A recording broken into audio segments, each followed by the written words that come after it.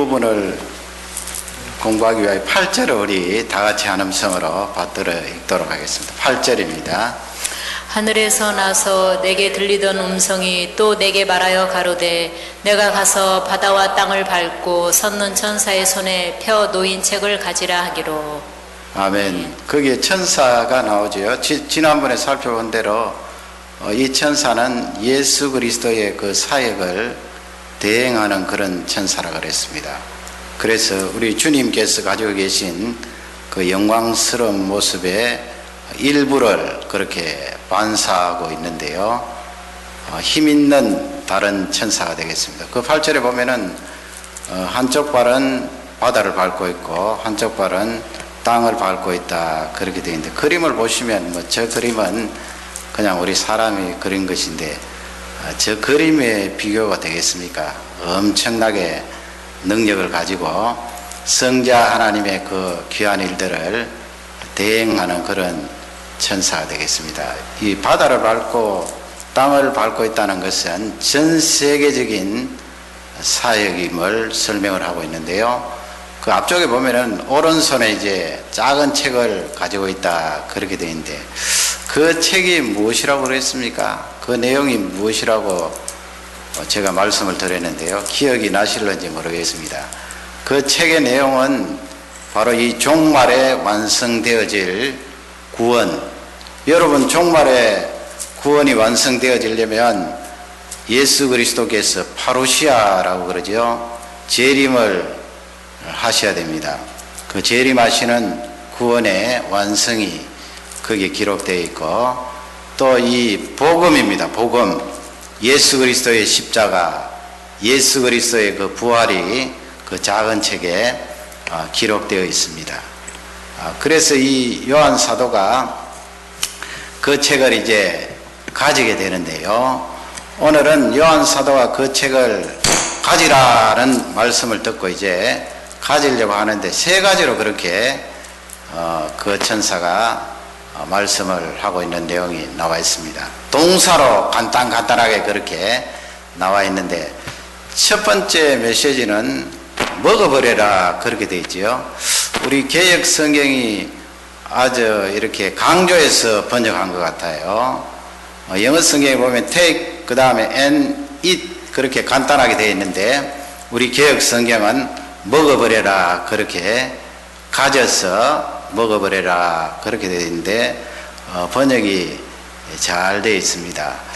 9절 내용을 보면요, 우리 9절 상반절을 다 같이 읽도록 하겠습니다. 내가 천사에게 나아가 작은 책을 달라 한즉 천사가 가로되 갖다 먹어버리라. 예, 갖다 먹어버려라 그렇게 천사가 말씀하는데, 10절에 보면은 실제 요한 사도가 그 책을 가져다가 먹는 그 내용을 기록을 하고 있습니다. 그러면 여러분, 이 하나님의 말씀 뭐 넓게 적용하면 하나님 말씀 아니에요? 복음인데 말이죠. 좁게 적용하면 복음, 또 종말에 이루어질 구원의 완성, 그 하나님의 말씀을 먹으라 그렇게 하나님께서 말씀하는데, 여러분, 우리가 이 하나님의 말씀을 어떻게 먹습니까? 먹으라. 구약 성경에도 보면은요, 먹으라 하는 그 표현이 여러 군데 나오는데, 그 가운데 예레미야 15장 16절에 보면 거기에도 먹는다는 그런 내용이 나와 있어요.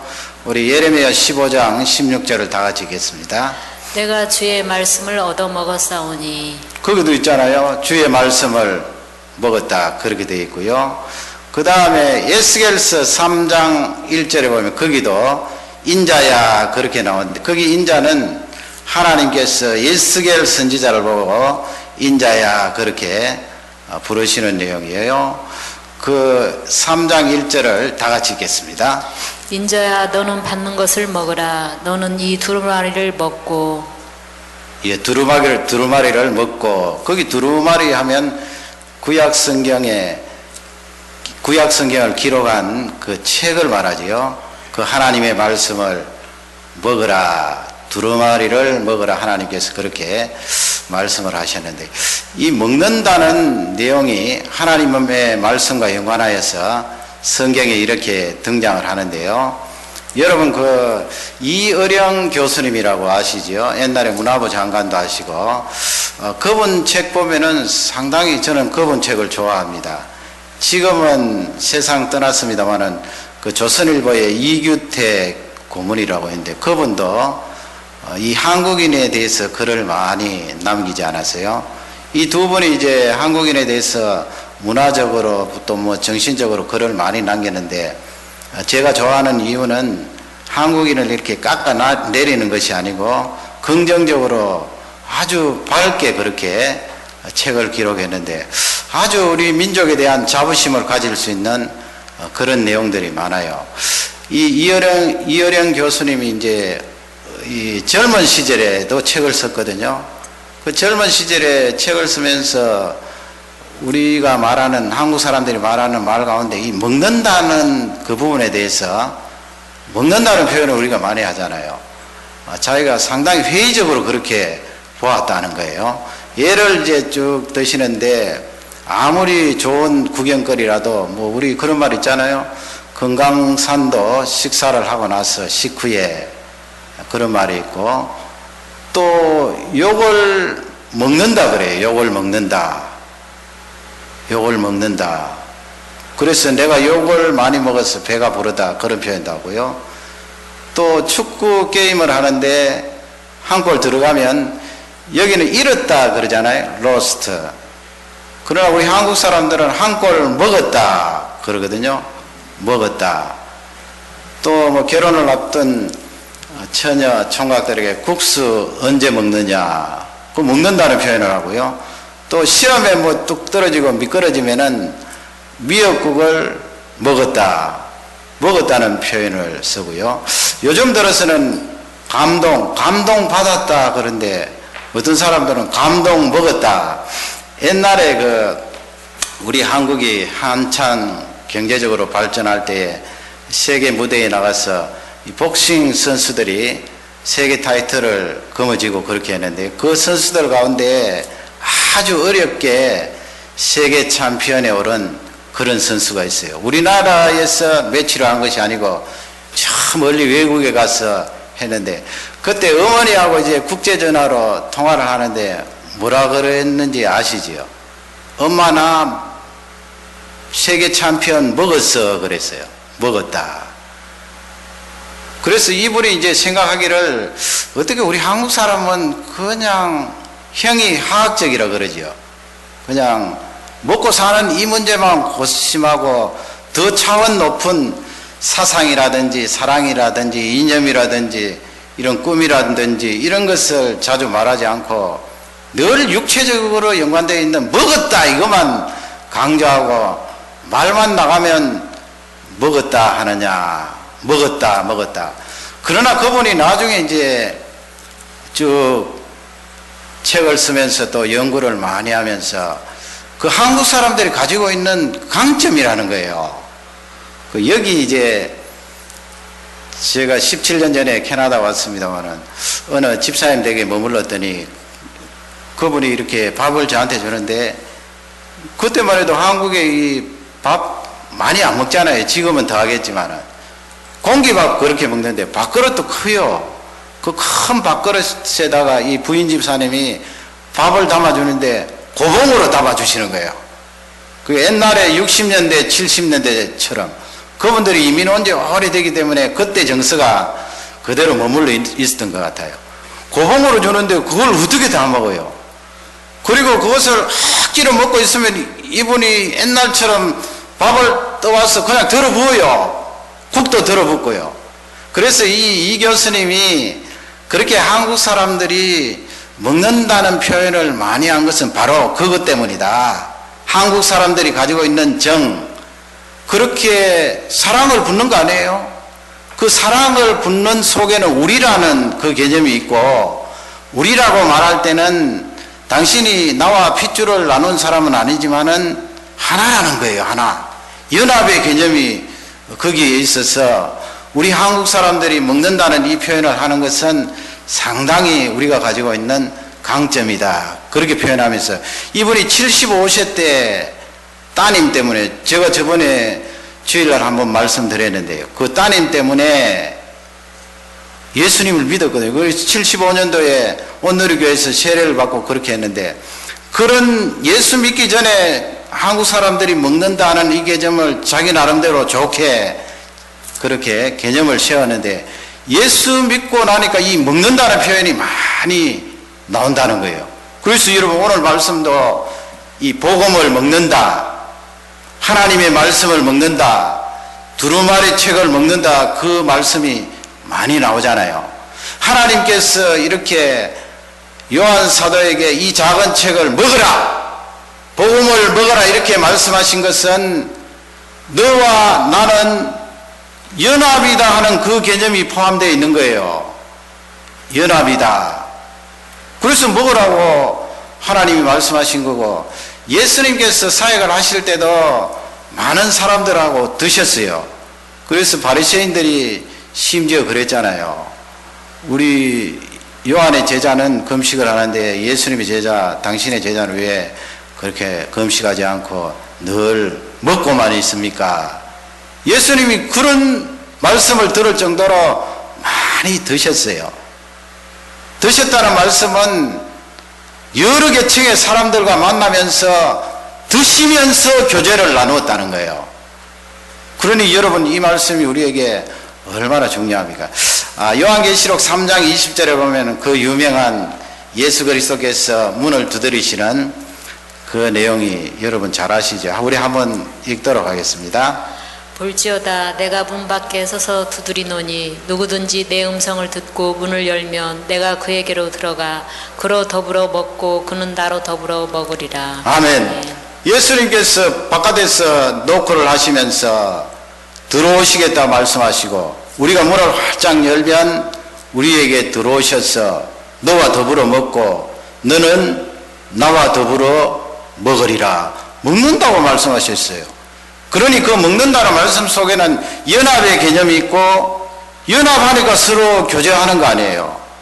그러니 여러분 우리가 이 육신을 가지고 있는 이 세상에 살 때 먹는 것이 대단히 중요해요. 두 사람 사이가 안 좋아도요, 딱 마주 앉아서 식사하고 대화 나누면 다 풀어져요. 그러니 가족이 요즘은 워낙 바빠서 식사하는 시간도 다르고 뿔뿔인데 정기적으로 그렇게 식사를 같이 하고 식탁에 둘러앉아서 음식을 든다는 것이 대단히 중요해요. 저는 여기 와서 빵을 듭니다마는 옛날에 참 그립기도 해요. 그때는 우리 여자분들 너무 고생을 많이 하기 때문에 이거 다시 구조조정을 해야 되지 않겠는가 그런 생각을 하고 바꿀 때는 좋아하는데, 지금 돌아와서 이렇게 돌아보면서 생각하니까 야, 그때 여자분들은 힘들었지만은 먹을 때가 좋았구나. 빵하고는 다른 거예요. 하나님께서 요한 사도에게 먹으라 이 말씀은 교제하시겠다는 말씀이죠. 하나님 말씀을 먹어야 돼요. 교제가 돼야 돼요. 그 미국의 백화점 왕이라고 워너메이커라는 유명한 사람이 있죠. 이미 세상은 떠났습니다만은 그분이 이제 연세가 느긋하여서 이제 돌아가실 때가 되어서 기자회견을 하는데 기자분이 그렇게 질문을 했어요. 그분이 이제 원래 사업을 하시는 분이고 또 국가의 이런 장관으로 부름을 받기도 하고 그랬는데요. 그분은 인생을 살면서 자기가 며칠 동안 살아왔는가 그걸 계산하는 사람이에요. 참 그 신앙의 사람으로 중요하다고 봐요. 내가 몇 살 됐다 그게 아니고요. 그 당시에 그분이 3만 26일을 산 거예요. 기자가 뭐라고 질문했는가 하면은 당신 일생을 사는 동안에 그분은 사업하는 분이니까 투자가 있잖아요. 투자. 일생 중에 가장 멋진 투자가 어떤 투자였습니까? 그렇게 물으니까 이 워너메이커가 제가 12살 때였습니다. 그러는 거예요. 여러분 12살 때 초등학생일 텐데 뭘 멋지게 투자할 수가 있나요? 이분이 하는 말이 그때 내가 2달러 50센트를 투자했는데 그 2달러 50센트가 3만 26일 사는 내 일생 중에 가장 멋진 투자였습니다. 그게 뭔데요? 물으니까 이 헌 책방에 이렇게 들어가는데 거기에 빨간 책이 하나 있더라는 거예요. 그래서 주인 아저씨에게 물어보니까 가격이 얼마냐? $2 50인데 그 빨간 헌책을 샀는데 그것이 바로 성경책이에요. 그래서 이분이 그 성경책을 가지고 일생 예수 그리스도와 교제하며 하나님의 말씀을 먹었는데 그것이 내 일생에 있어서 가장 멋진 투자였다. 참 멋있는 사람 아니에요. 여러분, 하나님의 말씀을 먹어야 예수 그리스도와 교제가 되는 거예요. 우리가 이 먹는 음식으로만 해결되는 것 아니거든요. 그래서 어떤 분이 샴벌린이라는 사람이 있는데요.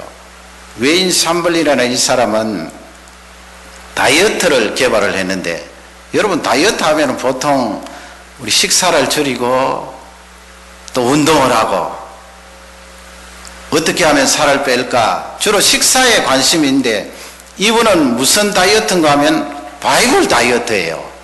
여러분 그런 거 들어보셨어요? Rise Above라는 그런 책에서 이분이 발표를 했는데, 성경 다이어트예요. 성경 다이어트. 아니 성경을 가지고 무슨 다이어트를 하나. 성경을 먹으면 예수 그리스도와 교제가 되고, 예수 그리스도와 충분한 교제를 나누는 사람은 육적으로 허하지 않다는 거예요. 그러니 우리 예수님께서 사람이 떡으로만 살 것이 아니요 육적으로 먹기는 먹어야 되는데 그것이 전부가 아니란 말씀이죠. 하나님의 입으로 나오는 말씀으로. 이분의 주장은 무엇인가 하면, 우리 사람이 이렇게 컨트롤이 되지 않는 것은 특히 말이죠, 음식을 놓고 계속해서 그 욕심을 버리지 못하고 결국은 음식을 많이 먹기 때문에 그렇게 체중이 늘어나고 그런 게 사실이잖아요. 왜 그렇게 음식이 절제가 되지 않고 많이 먹게 되는가? 속이 허하다는 거예요. 속이 허하다는 말씀은 그 영혼이 배고프다는 거예요. 영혼이 배고픈데 육신 많이 먹는 거하고 무슨 관계가 있느냐? 영혼이 배고프면 우리 사람이 육신적으로 배고픔을 채운다는 거예요. 그래서 자꾸 먹어도 허하다는 거예요. 아이고 배고파라. 내 육신은 배가 잔뜩 부른데 영혼이 배고프기 때문에 돌았으면 배고프고 그러다가 비대해진다는 거예요. 그래서 이분은 음식을 먹기 전에 그분의 다이어트에 의하면 하나님의 말씀을 거기에서 제공을 해주는데 그 말씀을 읽고 음식을 들어요. 그러면 다이어트가 된다는 거예요.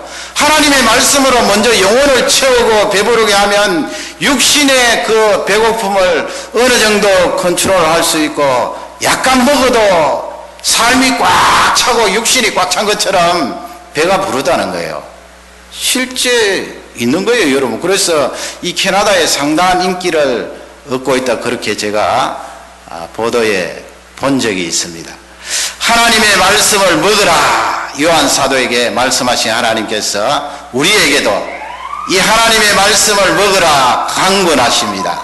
하나님의 말씀을 드시다가 그 인생이 복된 인생이 되기를 주님의 이름으로 축원합니다.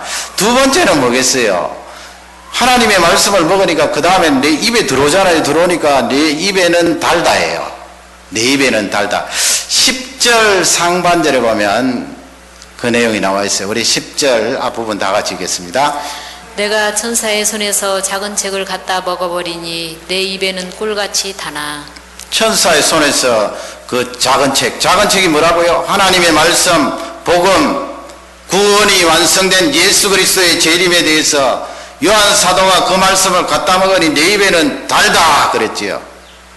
내 입에는 달아요. 얼마나 달겠어요. 시편 119편 105절 말씀 보면은 하나님의 말씀은 어떻다 그렇게 다윗이 고백을 했는데, 다 같이 105절을 읽겠습니다.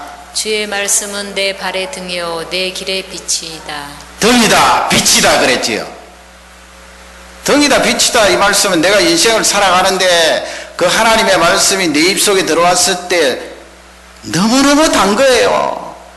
이 세상의 책들이 주는 그런 기쁨과 이 세상의 책들이 주는 그런 안락하고 일시적인 그런 것과는 비교가 안 되고요. 너무 달기 때문에 다윗은 하나님 아버지 등입니다. 등. 내 길의 빛입니다. 하나님 아버지. 2차 대전 때 그때도 항공모함이 있었잖아요. 뭐 옛날 비행기지만은 큰 배 위에다가 비행기를 싣고 2차 대전 때 미국이 전쟁을 하는데 전쟁 중이었어요. 그 선상에 있던 한 하사관이 말이죠. 이 더우니까 얼마나 덥겠어요. 위에 군복을 이제 벗어놓고 막 일을 했는데 바람이 샥 부니까 이 위에 군복이 샥 날아가서 바닷속에 풍덩 들어갔어요. 그러니까 이 군인이 주저하지 않고 바닷속으로 뛰어들었어요. 사람이 바닷속에 들어가니까 그 큰 항공모함도 막 연락이 되어서 속력을 늦추고 그리고 비행기도 뜨고 말이죠. 그리고 옆에 있던 안전 작은 배들도 막 내리고 그렇게 야단법석을 떨어서 그 군인을 건져냈어요. 그 군인은 떨어진 위에 상의를 쥐고 이제 올라왔는데 전쟁 중에 그런 일이 일어났으니까 큰일 났잖아요. 그건 군사 재판에 해부되는 거예요. 코트에 가야 되는 거예요. 그 판사에 따라 잘못하면은 사형 선고를 받는데 말이죠. 지금부터 옛날이니까 충분히 일어날 수 있는 거예요. 판사가 그렇게 물었어요. 당신은 어떻게 해서 그렇게 전쟁 중에 물속에 뛰어들어서 작전을 방해했는가? 진술을 해보라. 그러니까 이 병사가 하는 말이 제가 물속에 작전 중에 뛰어든 것은 크게 잘못했습니다. 그러나 내가 상의가 떨어졌을 때 물속에 뛰어든 중요한 이유가 있습니다. 어머님은 예수님 믿는 사람인데 그 어머니가 나를 전쟁터에 보내면서 어머니의 사진을 하나 주시고 그 다음에는 이 조그마한 성경을 나에게 주셨는데 나는 늘 이 윗주머니 호주머니에다가 그 어머니 사진과 성경책을 꽂고 다니면서 어머니의 사진을 보면 어머니가 전쟁에 가 있는 나를 위하여 늘 기도하실 텐데 내가 용기를 얻고 또 어머니가 준 그 성경책을 외롭고 힘들 때마다 펼쳐서 읽으니 내가 용기 백비하여서 이렇게 국가를 위하여 충성할 수 있게 되었습니다. 그래서 상의가 떨어질 때 저는 서슴없이 그 성경과 어머니 사진을 건지려고 뛰어들었습니다. 사형이 아니고요. 재판관이 미국 헌법에 성경책과 사진을 어머니 사진을 주려고 물속에 뛰어든 병사에게 죄 있다고 선고할 수 없습니다. 무죄입니다. 무죄 석방했다는 거예요. 그 병사는 전쟁 중에 그렇게 하나님의 말씀을 달콤하게 읽은 병사지요. 그러니 목숨도 두려워하지 않고 바닷속에 뛰어들었던 거예요. 다윗이 시편 19편 9절 10절 말씀해 보면은 거기에 진짜 고백을 했어요. 나의 등입니다. 나의 빛입니다. 그 고백에 주석을 달 수 있을 만큼 귀한 고백을 했는데 우리 다 같이 9절 10절 말씀을 다 같이 읽도록 하겠습니다. 여호와의 규례는 확실하여 다 의로우니 금 곧 많은 정금보다 더 사모할 것이며 꿀과 송이꿀보다 더 달도다. 예, 금 순수한 금보다 내가 하나님의 말씀을 더 사모합니다. 여러분, 우리 사람이 가장 사모할 수 있는 것이 뭐예요? 우리는 아니겠습니다만 금덩어리 아니에요. 돈. 하나님 아버지, 나는 하나님 말씀을 사모하는데 돈보다도 더 귀하고 아름답게 하나님의 말씀을 사모합니다. 얼마나 사모했던지 꿀, 송이꿀보다도 더 달콤합니다. 하나님 아버지. 그래서 여러분 그림을 한번 보세요. 저 꿀이 아름다운 꽃에 앉아서 저 벌이 꽃에 앉아서 꿀을 채취하지요. 그리고 그 다음에 송이 벌집 아니에요. 송이꿀. 그 벌집에 이 꿀이 들어가서 꿀을 거기에 내어놓으면 옛날에 여러분 양식이 없을 때 전쟁하는 군인이나 아니면 일반 서민들이 들판이나 산에 올라가서 뭐 송이꿀 따서 부으면은 나오잖아요. 얼마나 단데요. 그 벌이 아카시아 나무 부근에서 맹맹 돌았다면 아카시아 냄새가 나고, 다른 꽃에 돌았다면 다른 꽃 향긋한 냄새가 나고, 하나님의 말씀을 너무 달게 사모합니다.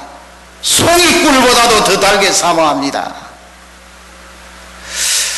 우리가 이 예배에 대해서 생각하고 있는 여러 가지 생각들이 있는데, 금요일날 나오시는 분들이야 이 예배를 얼마나 사모하시겠습니까?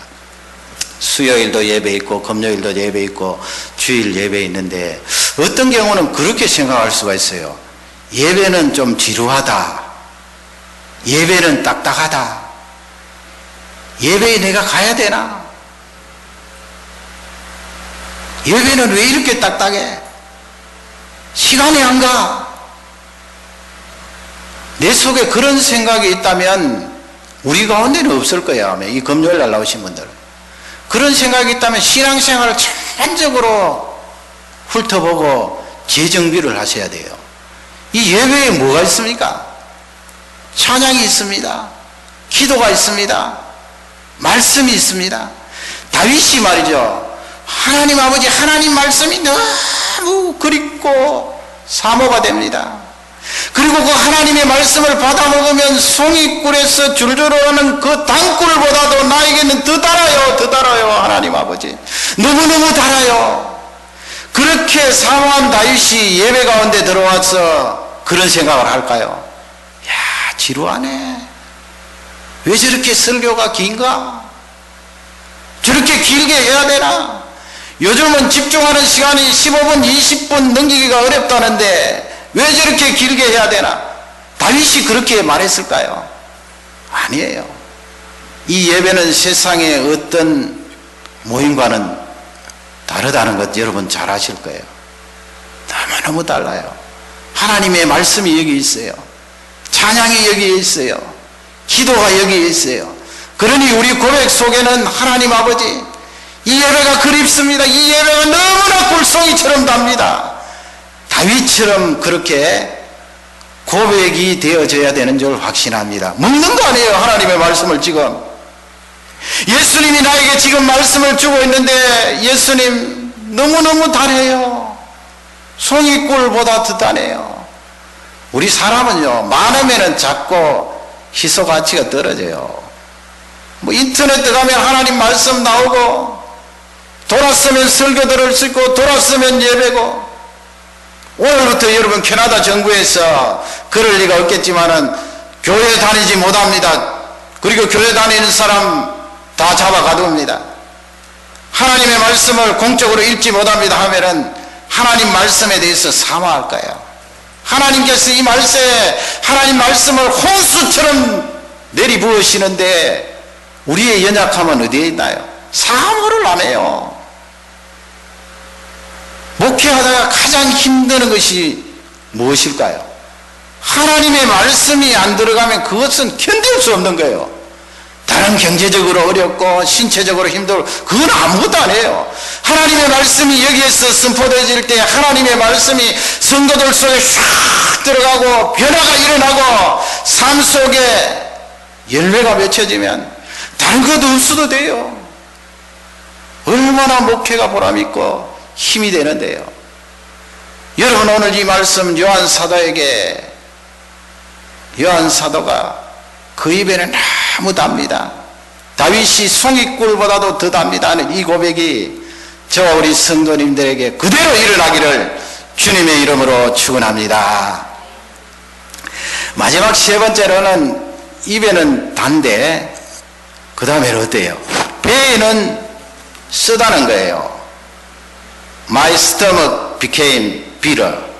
쓰다는 거예요. 그 10절 뒷부분에 있잖아요. 우리 10절 뒷부분을 다 같이 읽도록 하겠습니다. 먹은 후에 내 배에서는 쓰게 되더라. 먹은 후에는 내 배에서는 쓰게 되더라. 그 계속해서 먹는데 내 하나님의 말씀이 나에게 들어올 때 온 전신이 달콤하면 얼마나 좋을까요?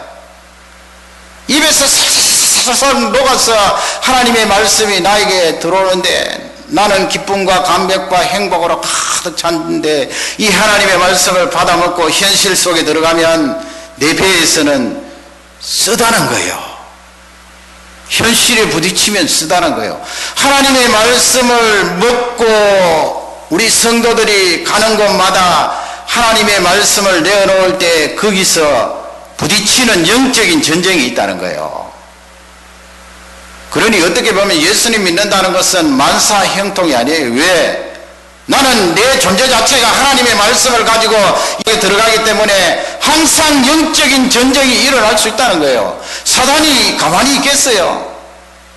하나님의 말씀을 가지고 세상 구석구석 내가 들어가는데 사단이 가만히 있겠어요? 가정 방해를 하겠죠. 이 세상은 죄악으로 가득해요. 부정직으로 가득해요. 부패로 가득해요. 음란으로 가득해요. 그런데 진리인 이 하나님의 말씀이 들어가면 거기에 전쟁이 일어나는 거지요. 영적인 전쟁이 일어나요. 그러니 나에게는 쓰다는 거예요. 얼마나 쓰겠어요? 저는 한국에 이렇게 경찰들 보면은 숨어서 이렇게 잘, 특히 교통경찰들 보면은 숨어서 이렇게 스피드 체크하고 또 교통법규 어기는 사람들 잡고 이렇게 많이 하는데, 아니 여기 와서 봤더니 여기도 마찬가지예요. 사실은 이 서양 문물 기독교적인 문화가 이 북미가 먼저 들어왔는데 말이죠. 그 처음에 들어온 사람들 다 기독교적인 신앙을 가지고 이곳을 개척한 사람들 아니에요. 근데 이 사람들이 왜 그렇게 숨어서 있는 거예요? 그것은 저는 기독교적인 정신이 아니라고 봐요. 숨어서 있으면 안 되거든요. 밝히 앞쪽에 있고, 숨어서 있는다는 것은 어떻게 보면요, 사람 보는 데는 잘하고 사람 보지 않는 데는 대충 해라, 이 메시지하고 같아요. 이 세상이 주는 메시지는 그렇거든요. 사람이 보는 데는 열심히 하고 정직하게 하고 사람 없는 데는 대충 살아라는 메시지. 어디 성경 말씀이 그런 말씀이 있나요? 성경 말씀은 사람이 보든 보지 않든 하나님은 살아계셔서 우리를 다 보고 계심으로 정직하게 하라는 말씀 아니에요. 그러니 여러분, 하나님 말씀을 먹고 달게 행복해하는 내가 이 세상에 나가면 쓰지요. 그게 쉬운 일입니까? 사람이 안 봐도 열심히 해야 되는데 그게 어떻게 나에게는 고통이요 아픔이 될 수 있어요. 성경 말씀은 그것을 우리에게 알려주고 계시는 거예요. 그러나 하나님께서 그렇게 쓰디쓴 삶의 체험을 할지라도 하나님의 말씀을 품고 달콤하게 그 말씀을 사모하는 자 하나님이 함께 하시고 그 앞길을 열어주신다는 능력의 말씀인 줄 확신합니다. 그러면 내 배에는 쓰더라 이 말씀이 그런 측면만 있을까요? 아니에요. 11절 말씀 보면은 그런 측면 말고 하나 더 있어요. 우리 11절 말씀을 다 같이 읽도록 하겠습니다. 저가 내게 말하기를 내가 많은 백성과 나라와 방언과 임금에게 다시 예언하여야 하리라 하더라. 아멘. 거기 보면은 네 단어가 나와요. 많은 뭐가 나와요? 백성들, 사람들, 그 다음에 많은 민족들, 또 많은 방언들 이 말씀은 창세기 11장 이후로 이 온 세계가 언어가 달라졌잖아요. 큰 민족을 말하는 거예요. 언어가 얼마나 많아요. 어떤 데는 뭐 수백 명, 수십 명 되는데도 하나의 언어를 가지고 있는데 그 방언들, 전 세계의 다른 언어를 사용하는 그 사람들, 그 다음에 왕들, 그 왕들에게 어떻게 하라고요? 다시 예언하라 이 말씀이에요. 다시 예언하라. 요한 사도에게 다시 예언하라 이 말씀은 이 작은 책에 기록된 이 복음의 말씀, 구원의 완성에 대하여 예수 그리스도의 재림에 대하여 선포하라 이 말씀이죠. 증거하라 이 말씀이죠. 그러니 하나님의 말씀을 내가 달게 먹고 이 하나님의 말씀을 내 속에 품고 살아가는 사람은 이 복음을 증거해야 된다는 이 말씀이에요. 복음을 증거하라. 한번 따라하겠습니다. 복음을 증거하라. 크게 한번 따라요. 복음을 증거하라. 복음을 증거해야 돼요. 요한 사도에게만 이 말씀을 주신 것이 아니고 예언하라 이 말씀은 우리 모두에게 이 복음을 증거하라. 여러분, 예언 중에 가장 정확한 예언이 뭐예요? 뭐 이사 날짜 잡는 그 예언을 우리가 받아야 되나요? 어느 날 몇 월 며칠에 우리가 이사 가면은 그날이 좋은 날이기 때문에 하나님 아버지 나에게 이사 갈 날짜를 가르쳐요. 그건 점쟁이가 하는 거고요. 이 세상에서 가장 완벽한 예언은 예수 그리스도로 말미암아 영원한 하나님의 나라에 간다 하는 그 예언이에요. 그 예언이잖아요, 여러분. 미래에 될 일을 하나님의 말씀 붙들고 예수 그리스도의 피로 말미암아 영원한 그 세계에 들어가서 영생을 누릴 수 있다는 귀한 메시지예요. 여러분, 말씀을 증거해야 됩니다. 제가 이번 수련회에 시간을 할애해서 우리 학생들 워크숍을 할 텐데 그 워크숍 가운데 자존감이 우리가 많이 떨어지잖아요. 여기 살면 더 자존감이 떨어져요. 내 정체성도 흔들흔들하고. 그 떨어진 자존감은 예수 그리스도를 증거하는 증거와 연관이 있어요.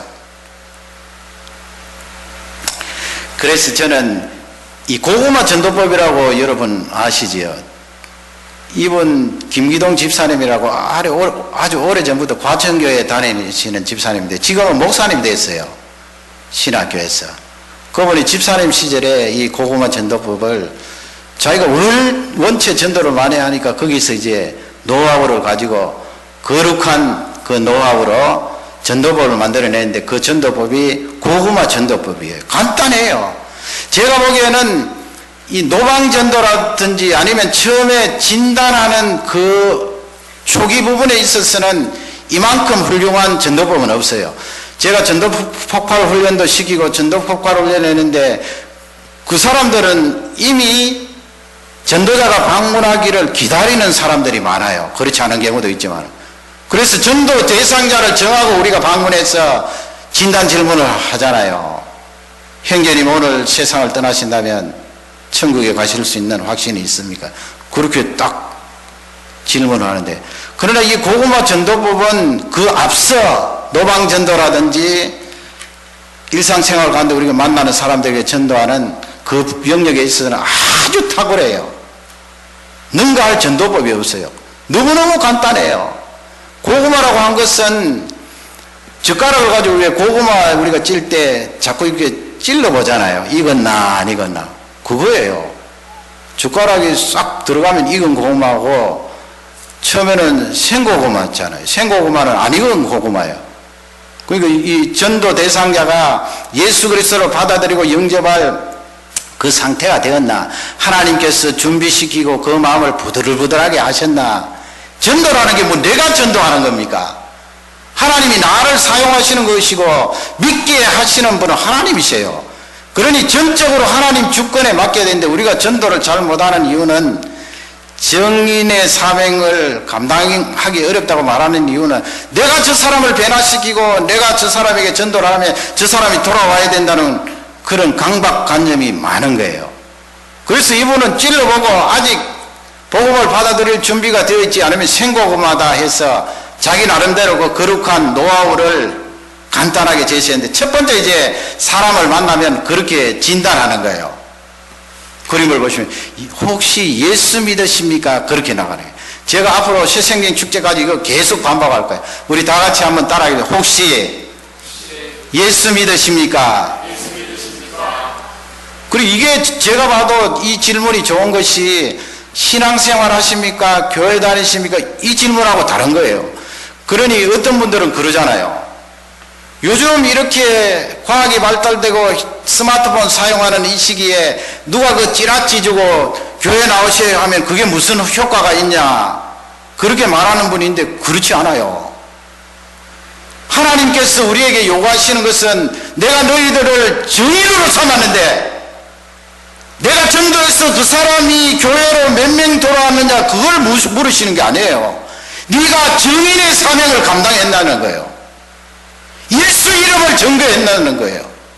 일생 살면서 집사로 있으면서, 안수 집사로 있으면서, 장로로 있으면서, 전도사로 있으면서, 목사로 있으면서 예수 그리스도의 이름을 몇 번이나 전개했나 이 말이죠. 그러니 이 집사님이 첫 번째 만든 그것이 굉장히 좋아요. 예수 믿으십니까? 여러분, 예수 그리스도의 이름을 탁 제시하잖아요. 간단하지만은. 그러면 내 속에는 신앙의 체험이 들어오기 시작해요. 담대함이 들어와요. 두려움이 없어져요. 예수 믿으십니까? 이렇게 하면 뭐 생고구마 같으면 굉장하겠죠. 뭐 욕하는 사람도 있고 말이죠. 교회 비판하는 사람도 있고, 됐다 싶어서 전도 대상자가 뭐 자기 이때까지 교회에 대해서 가지고 있었던 그런 좋지 않은 감정들 확 내어 쏟을 텐데, 그렇게 되면은 대개는 전도하던 사람이 그만 기가 죽어서 상처를 받잖아요. 그러니 이분이 거기서 터득한 것이 무엇인가 하면은 그 말을 다 듣고 교회를 비판해도 그래도 믿으셔야 합니다. 그 말을 하라는 거예요. 한번 따라하겠습니다. 그래도 믿어야 합니다. 한번 더, 그래도 믿어야 합니다. 이 말이라는 게 능력이 있잖아요. 그 사람이 아무리 비판하고 악담을 해도 뒷부분에 가서 웃으면서 그래도 아저씨 믿어야 합니다. 이렇게 하면 내 속에 잔존해 있던 상처와 좀 약해졌던 내 마음이 반전이 되는 거예요. 그래도 믿어야 합니다. 그리고 한마디 더 하는데 그것이 무엇인가 하면 너무 좋습니다. 예수 믿으니 너무 좋습니다. 그 말을 하라는 거예요. 우리가 여러분 예수 그리스도를 믿으면서 그 말을 몇 번 했습니까? 일생 살면서 몇 번 누구에게 했습니까? 내가 예수님 믿었더니 너무 좋아. 하나님 말씀이 물속이처럼 달아. 그 말은 초신자에게 못하지만은 거기 포함되어 있는 거예요. 예수 그리스도 믿었더니 너무나 좋습니다. 활짝 웃으면서 교회에 대해서 엉뚱한 말하는 그 사람들에게 너무 좋습니다. 그렇게 하고 인사를 정중히 하고 헤어지라는 거예요. 물론 뭐 그 사람이 다음에 만나지 않을 가능성도 있습니다만 한번 그렇게 하면 벌써 고구마를 쿡 찔렀다는 거예요. 여러분 고구마 스팀으로 찌는데 한번 꾹 찌르면 더 잘 익잖아요. 그래 내가 그 사람 다음에 못 만나도 다른 사람이 또 전도를 하면은 두 번 찌르고 또 세 번째 사람이 전도하면 세 번째, 결국은 네 번 다섯 번 찔리면은 하나님 앞으로 돌아온다는 거예요. 그리고 그 사람을 두 번째 세 번째 만나면 뭐라고 하는가 하면 보세요. 기도하고 있습니다. 한번 따라해. 기도하고 있습니다. 기도하고 있습니다. 여러분 예수님 믿는 나에게 능력이 있어요. 나를 너무 작게 보면 안 되거든요. 교만하라는 말씀이 아니고요. 예수 그리스도의 영이신 성령 하나님이 내 속에 계시기 때문에 제가 기도하고 있습니다. 형제님을 위하여 기도하고 있습니다. 그렇게 말하면 그때 능력이 쫙 들어간다는 거예요. 세 번째 만날 때도 제가 기도하고 있습니다. 다른 말 안 하고요. 네 번째 만나도 제가 기도하고 있습니다. 우리 청소년 청년들도 이걸 사용해 보세요. 그리고 실제 그 영혼을 위하여 기도하는 거예요. 그러면 여러분 전도라는 것이 얼마나 자유스러운지 몰라요. 그 영혼을 돌이키고 구원하는 것은 하나님 주권에 있고 나는 도구로서 나의 입술과 기도를 하나님 앞에 헌신하는 거예요. 예언하라. 여러분 이 말씀이 우리에게 축복이 되기를 바랍니다. 요한계시록 말씀이 무시무시하게 환난을 받고 두려워서 벌벌 떠나는 그런 메시지의 말씀보다는 이 말씀이 더 강력해요. 예수님 재림하실 때가 가까운 이때에 너희들 예언하라. 복음을 전가하라. 예수 그리스도를 전가하라. 나의 이름을 나타내라. 이 말씀이 강력하게 우리에게 도전이 되는 줄 확신합니다. 다 같이 우리 기도하시겠습니다. 말씀을 생각하며 여러분 기도하시기